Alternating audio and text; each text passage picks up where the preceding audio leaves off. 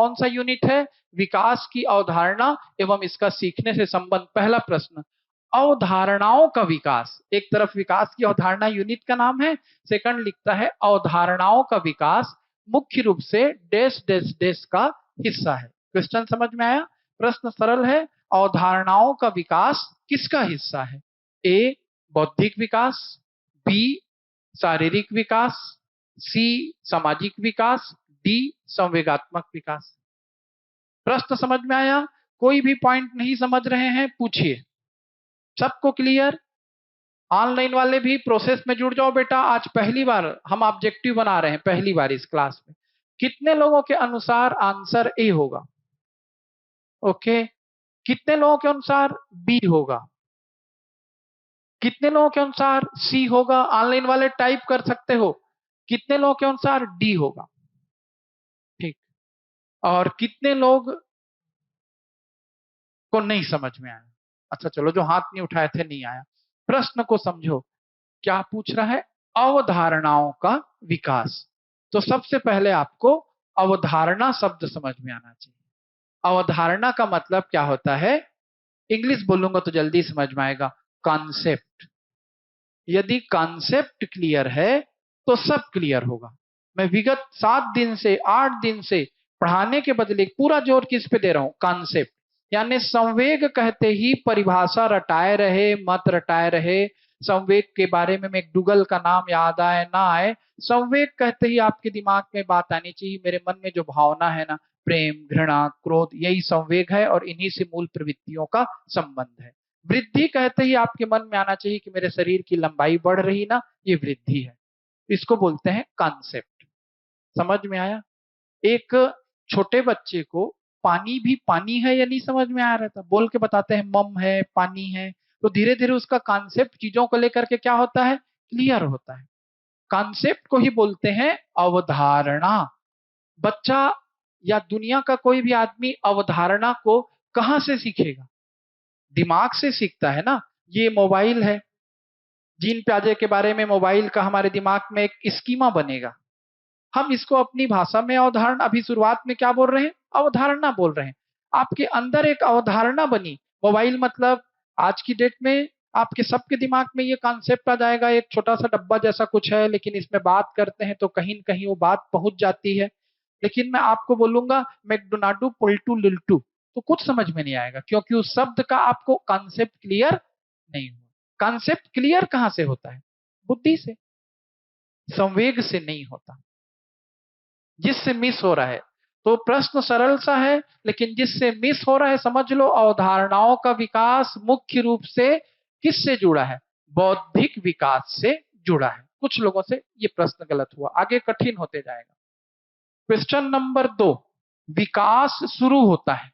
ठीक, एकदम आपको कभी भी आंसर को चारों विकल्प को पढ़े बिना नहीं लगाना रहता, आराम से सुनने की सोचने की आदत डालें।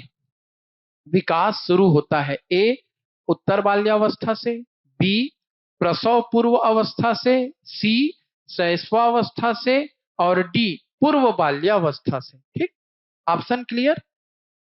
कितने लोगों के अनुसार ए है? कितने लोगों के अनुसार बी है? तो यहां पर मेरे रोज हल्ला करने का आपके अनुसार क्या है? हाँ, बी का मतलब नहीं पता। अच्छा आप बताइए, विकास शुरू कहां से होता है? गर्भावस्था। बच्चे का जब जन्म हुआ तो उसके जन्म होने की प्रक्रिया कहलाती है प्रसव। जैसे ही बच्चा जन्म ले लिया वो कहलाएगा इन्फेंट यानी शिशु। पेट में है तो एम्ब्रियो है, भ्रूण। बच्चा पैदा होना क्या है? प्रसव है। और प्रसव करने के पहले की स्थिति, गर्भावस्था की स्थिति, उसी के लिए क्या शब्द आया है? प्रसव पूर्व अवस्था। तो 100% इसका आंसर है बी। ओके, कंफ्यूजन से हम बिल्कुल बाहर हैं। क्वेश्चन नंबर 3, अब इसको समझे भाई। विकास के विभिन्न आयाम एवं इनके अधिगम के संबंध के संदर्भ में, विकास के विभिन्न आयाम, अभी मैं विकास के विभिन्न आयाम बता रहा था ना, शारीरिक विकास, क्रियात्मक विकास, कई प्रकार से विकास के विभिन्न आयाम एवं इनके अधिगम अधिगम का मतलब भी समझें। मैं पहले भाषा ही क्लियर कर दूं कि आपको पहले बनाने दूं? पहले बनाने देता हूं। विकास के विभिन्न आयाम एवं इनके अधिगम के संबंध के संदर्भ में निम्नलिखित में से कौन सा कथन असत्य है? प्रश्न ज्यादातर इसी प्रकृति के रहते हैं। दो चार प्रश्न सीधे रहेंगे, बाकी ऊपर से सत्य नहीं पूछ रहा है, ध्यान देना। सत्य पूछ रहा है कि असत्य? सत्य नहीं है पूछ रहा है, कौन कौन से सत्य है पूछ रहा है, इसको भी ध्यान से पढ़ना रहता है। लास्ट दोहरा रहा हूं, विकास के विभिन्न आयाम एवं इनके अधिगम के संबंध के संदर्भ में निम्नलिखित में से कौन सा कथन असत्य है? ए, विकास के विभिन्न आयामों का आपस में घनिष्ठ संबंध है और ये अधिगम को प्रभावित करते हैं। ये पहला कथन। कथन नंबर 2, बालकों का विकास एवं अधिगम एक निरंतर चलने वाली प्रक्रिया है। कथन नंबर 3, शारीरिक विकास विशेषकर छोटे बच्चों में मानसिक व संज्ञानात्मक विकास में सहायक होता है। कथन नंबर 4, उपरोक्त में से कोई नहीं। सब सोचिए, ऑनलाइन वालों को भी सोचने का मौका दे रहे हैं। ओके, प्रसवपूर्ण अवस्था आपका आंसर सही था, बढ़िया। लिंगराज है, अजय कुमार है, मोनिका है, कविता है, डोमन है। ओके बेटा, अब इसका आंसर दो, वोटिंग करें। कितने लोगों के अनुसार ए, कितने लोगों के अनुसार बी, कितने लोगों के अनुसार सी, कितने लोगों के अनुसार डी? यहां कुछ फंसे कुछ बाहर निकले, अब मुझको डील करने दो। उत्तर तो डी होना चाहिए, मैं जानबूझ के उत्तर भी रखा हूं। कौन सा प्रश्न है? 3। उत्तर भी क्या है? डी है। यानी जो मुझको अधिगम है वो सही है। ये मैं चेक करता हूं, फिर मैं एकदम प्यार से एक्सप्लेन करूंगा। पहले एक शब्द को समझो, क्या लिखा है? अधिगम। अधिगम का मतलब क्या होता है? सीखना, सरल अर्थों में। वैसे सीखने से भी ऊपर है वो, फिर भी अधिगम का सरल से अर्थों में एक शब्द क्या हुआ? सीखना। विकास के विभिन्न आयाम, यानी जो भी विकास है, शारीरिक है, मानसिक है, क्रियात्मक है, विकास के विभिन्न आयाम और इनका सीखने के संबंध में, संदर्भ में, यानी किसके बीच में संबंध बोल रहा है? विकास और सीखना, विकास और अधिगम, दोनों के बीच में क्या करने को बोल रहा है? संबंध। कौन सा गलत है पूछ रहे हैं? तो देखिए, पहला संबंध, विकास के विभिन्न आयामों का आपस में घनिष्ठ संबंध है। अब विकास के विभिन्न आयाम थोड़ा देर पहले हम पढ़े थे, एकदम छोटी चीज पे ही मैं फोकस कराया था। विकास के विभिन्न आयाम कौन कौन से हैं? शारीरिक, क्रियात्मक, संज्ञानात्मक, भाषागत, संवेगात्मक, सामाजिक, नैतिक, ये विकास के आयाम हैं। इन आयामों का आपस में घनिष्ठ संबंध है। यदि यहीं से सुनते जाए, यदि शारीरिक विकास में कमजोरी है, यानी बच्चा किसी न किसी प्रकार से शारीरिक समस्या अनुभव कर रहा है, तो उसके संज्ञान में भी कमी आएगी, उसके सामाजिक व्यवहार में भी कमी आएगी।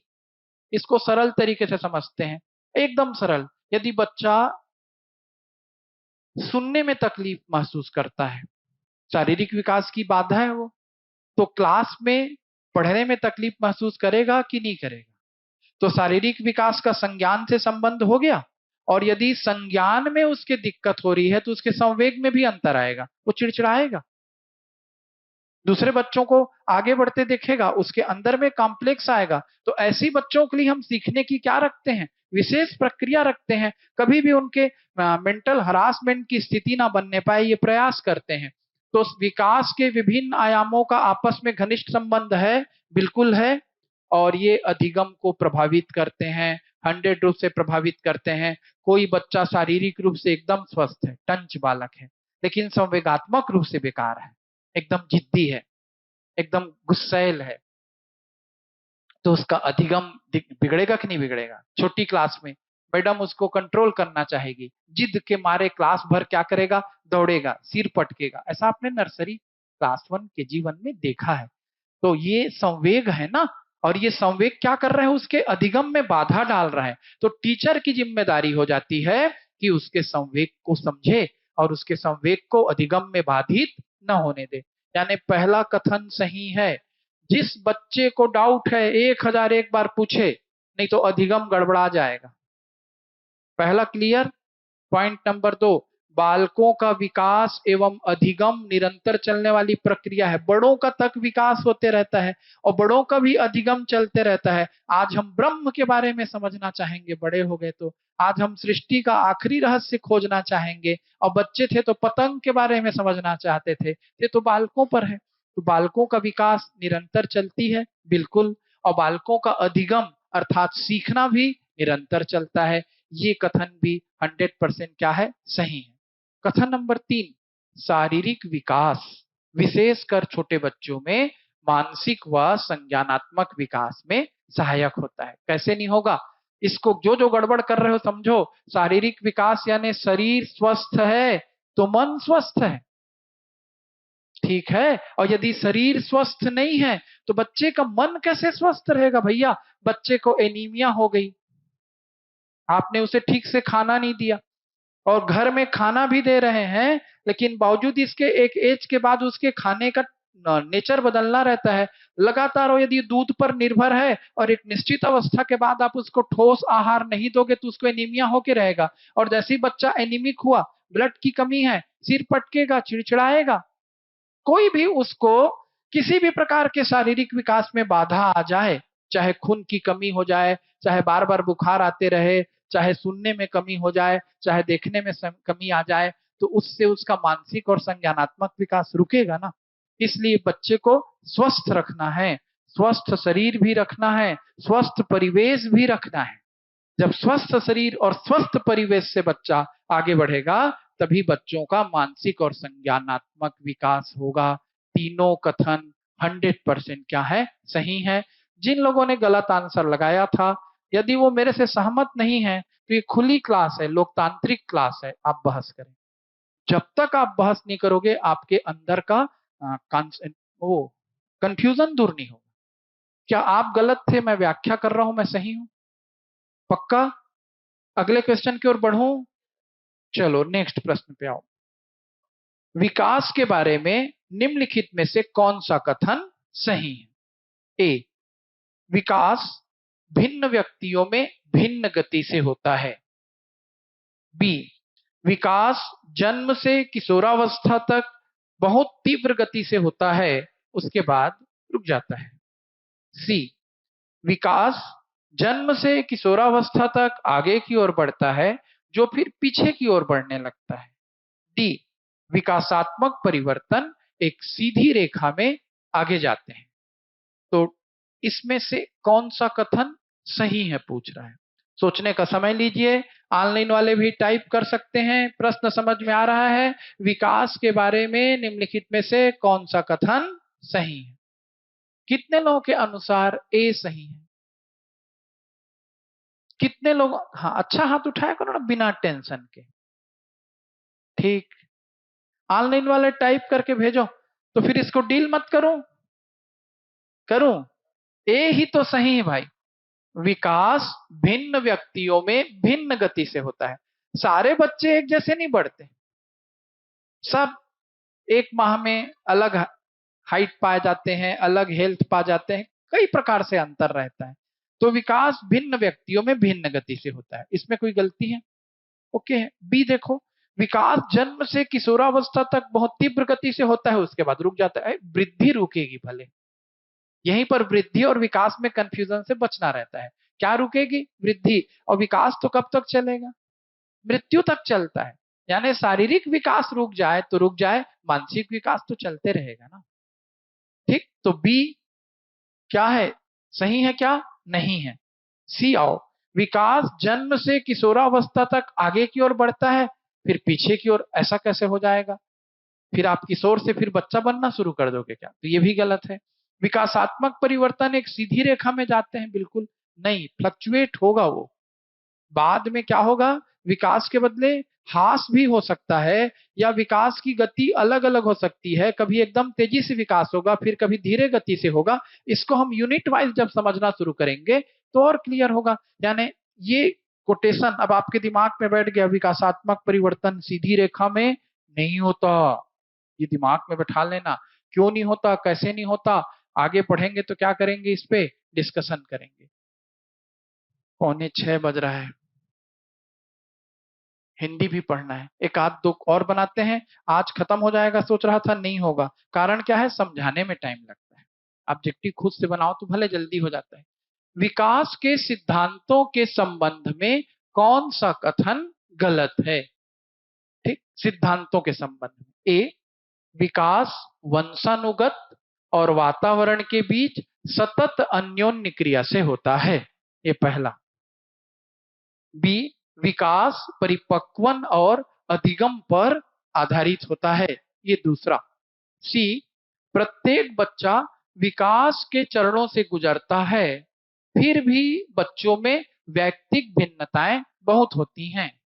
डी, विकास एक परमाणिक प्रक्रिया है जिसका ठीक ठीक मापन हो सकता है। चारों वाक्य आ गए। क्या पूछ रहा है, कौन सा कथन गलत है? कितने लोगों के अनुसार ए गलत है? आपके अनुसार, ठीक, कोई बात नहीं। कितने लोगों के अनुसार बी गलत है? आपके अनुसार, ओके, कोई बात नहीं। कितने लोगों के अनुसार सी गलत है? कितने लोगों के अनुसार डी गलत है? हाँ, अब मेरे अनुसार डील करते चलना है ना। पहला क्या लिखा है, विकास वंशानुगत और वातावरण के बीच सतत अन्योन्य क्रिया से होता है, इसको समझना है। इस कॉन्सेप्ट में आप वंशानुगत और वातावरण में डाउट में थे, इसलिए कुछ लोगों से आंसर नहीं बन रहा था। वंशानुगत की भी उपेक्षा नहीं हो सकती और वातावरण की भी उपेक्षा नहीं हो सकती, ये तो आगे बहुत बार आएगा। पहले वंशानुगत को समझो, फिर वातावरण को समझो।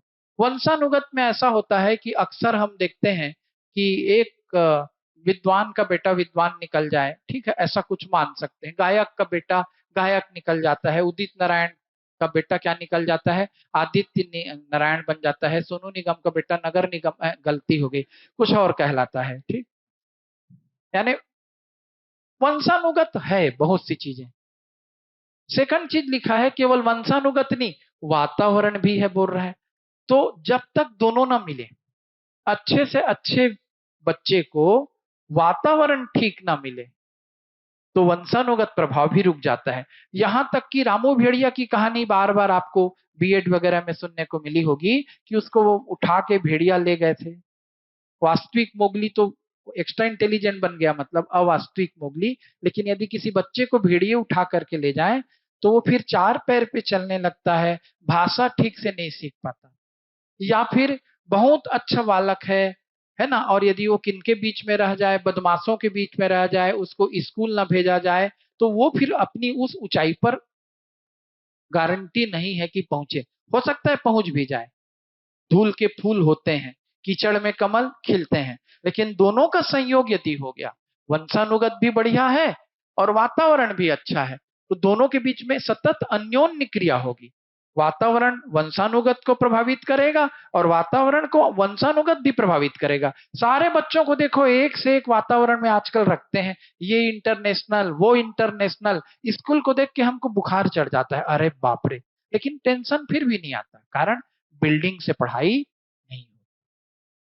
तो वातावरण भी सबको एक जैसा दे दोगे तो भी इंटेलिजेंट व्यक्ति अपनी क्षमता को मानेगा। तो दोनों के बीच अन्योन्य क्रिया चाहिए, विकास में वंशानुगत और किसके बीच, वातावरण। दोनों में से किसी एक की उपेक्षा नहीं कर सकते, दोनों की अपनी अपनी वैल्यू है और दोनों के बीच अन्योन्य क्रिया से विकास होता है। यानी अच्छे बच्चे को अच्छा वातावरण भी दिलाओ, इस टाइप की बात है। बी, विकास परिपक्वन और अधिगम पर आधारित होता है। परिपक्वन का मतलब मैच्योरिटी, तो विकास है मतलब अपन किसकी ओर बढ़ रहे हैं, मैच्योरिटी की ओर बढ़ रहे हैं। और अधिगम पर आधारित होता है, जितना संज्ञानात्मक विकास है अधिगम के बिना संभव ही नहीं है। छोटे बच्चे का अधिगम का लेवल कम है ना, तभी तो वस्तु प्रत्यक्षता को नहीं समझता। चेहरे पे हाथ ढक के झा करने पे हंस देता है, और तुम्हारे सामने में झा करूं कि फा करूं, तुम हंसोगे तक नहीं। हाँ, क्योंकि तुम्हारा विकास ज्यादा हो चुका है। क्यों? क्योंकि तुम्हारा अधिगम बढ़ गया है। तो शरीर के विकास से चलो अधिगम का कोई लेना देना नहीं, लेकिन संवेगात्मक विकास, संज्ञानात्मक विकास, ये सब से किसका लेना देना है, अधिगम का लेना देना है। इसलिए कथन बी भी सही है। यानी ये शिक्षक भर्ती की सबसे अद्भुत बात क्या रहती है, अधिगम। सिलेबस छोटा है, प्रश्न ऐसे रहते हैं कि टीचर ऐसा चाहिए जो बच्चों को बड़े प्यार से समझाते हुए उनके अधिगम का विकास करे, है ना। मेरी बातें आप तक पहुंच पा रही? प्रत्येक बच्चा विकास के चरणों से गुजरता है, कौन नहीं है जो ना गुजरे। हर बच्चा शैशवावस्था में रहेगा, फिर पूर्व बाल्यावस्था में आएगा, फिर उत्तर बाल्यावस्था में आएगा, फिर किशोरावस्था में जाएगा। लेकिन बावजूद इसके बच्चों में व्यक्तिगत विभिन्नताएं बहुत होती हैं। हर बच्चा अनोखा है, अपने आप में यूनिक है, बड़ा भी यूनिक है, भगवान का हर आइटम यूनिक है। तो सी भी सही है। फिर ये एक तो बच्चों वाला क्वेश्चन डाल दिया, विकास एक प्रमाणिक प्रक्रिया है जिसका ठीक ठीक मापन हो सकता है। भाई ये वृद्धि है, लंबाई का मापन हो सकता है, और किसका मापन हो सकता है, वजन का मापन हो सकता है, लेकिन किसका मापन नहीं हो सकता एकदम सही सही, अधिगम का पूरा मापन, संज्ञान का पूरा मापन, संवेगात्मक व्यवहार का पूरा मापन सही सही नहीं हो सकता। इसीलिए कथन डी क्या है, गलत है। देख लीजिए आंसर भी क्या होगा। ये क्वेश्चन नंबर 5 है, 100% आंसर है डी। क्वेश्चन नंबर 6, आज हिंदी की क्लास का समय जा रहा है। आप अपनी कक्षा में से कुछ छात्रों को चुनकर 6 महीने में उनमें होने वाले विकास की एक रिपोर्ट तैयार करना चाहते हैं। अब आप टीचर बन गए, ठीक, पढ़ लिख के चले गए, तो इसके लिए आप क्या चुनेंगे? ए, प्रत्येक माह उनकी लंबाई नापेंगे टेप लेके। बी, प्रत्येक माह उनका वजन तौलेंगे, वजन तिहार मनाएंगे। सी, प्रत्येक माह उनकी रुचियों, आदतों, दृष्टिकोणों, स्वभाव, व्यक्तित्व, व्यवहार आदि में होने वाले परिवर्तनों की जांच करेंगे। डी, प्रत्येक माह उनके शारीरिक आकार में होने वाले परिवर्तनों की जांच करेंगे। प्रश्न क्लियर? कितने लोगों के अनुसार ए है सही आंसर? कोई नहीं नापोगे लंबाई, तो कैसे जानोगे कैसे बढ़ गया बच्चा करके? बी, प्रत्येक माह वजन तौलोगे? नहीं तौलोगे। ठीक। सी, लंबा चौड़ा क्या क्या लिखा है वही करोगे क्या? आप भी, आप वहां आंसर देने, मैं तो जान रही हूँ, हाथ क्यों उठाओ ऐसा वाला है। ठीक।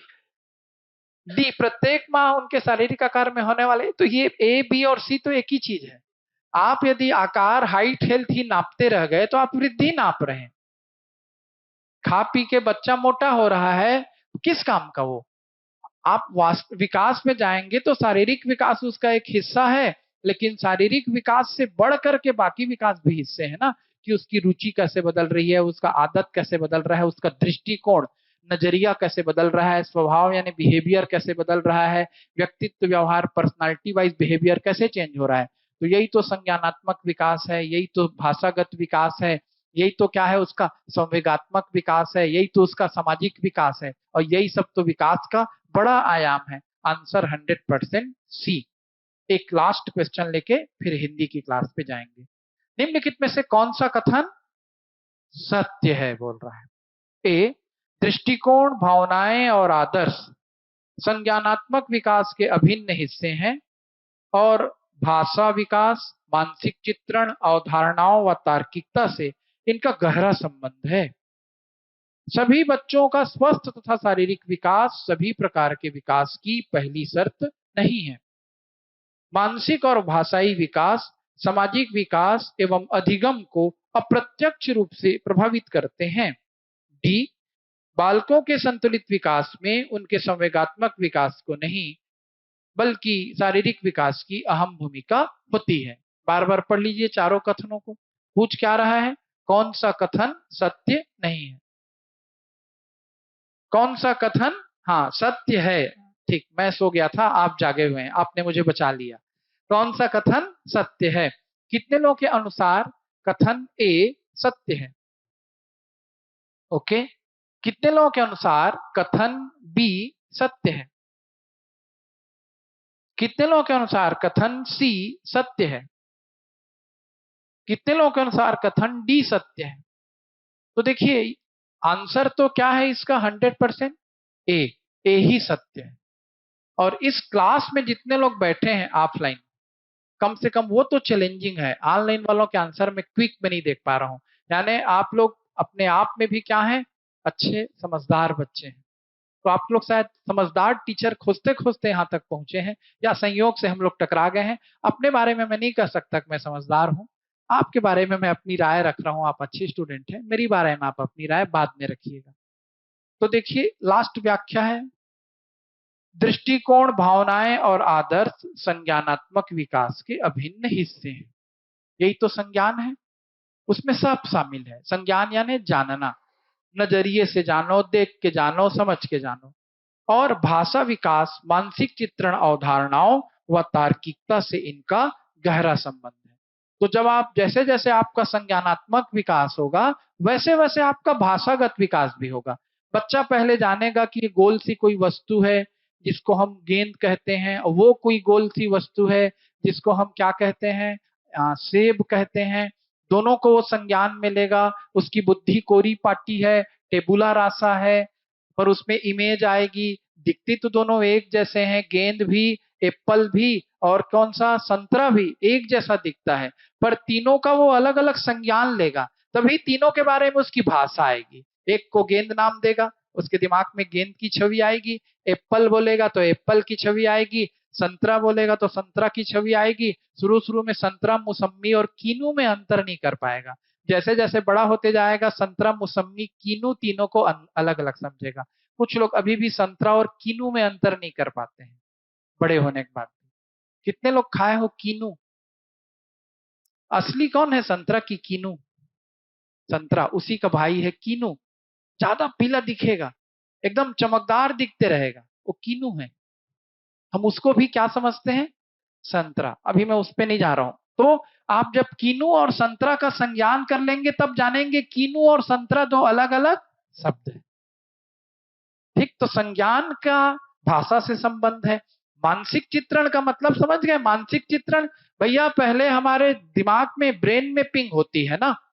मोबाइल कहते ही मोबाइल आंख में दिखता है। हाथी, मैंने शब्द बोला, उस बड़े जीव से उसका कोई लेना देना नहीं। कहाँ हा और कहाँ थी लिखूंगा भी तो चार पैर नहीं दिखेगा, पर हाथी बोलते ही आपके दिमाग में मानसिक चित्रण हो गया। देखो हाथी चल रहा है, बिल्कुल मत चलने दो, पर नहीं मानेगा। हाथी चलने लगा तुम्हारे दिमाग में। हाथी सूंड उठा रहा है, रोको, उठा लिया अब तक वो। क्यों? क्योंकि दिमाग में क्या होने लगा, मानसिक चित्रण, भाषा विकास। क्यों? क्योंकि आपके अंदर संज्ञान हो चुका है हाथी का।